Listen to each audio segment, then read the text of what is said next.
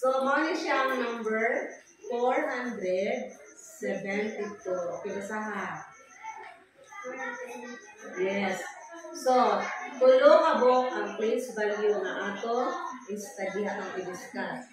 Hundreds, ang tawag ani place value, ha? Tens, and ones. Sagot? Kasi tawag ani niya, ang tulo? Place value. Okay, sabihin mo. Place value. Sige, otro, basa. Okay, place value. So, kanang 4, mauli siya ang hundreds. Ang iyang place value, hundreds. So, okay, kanang 7, ang iyang place value, tens. Very good. Ang 2, ang iyang place value, 1. Kasabot?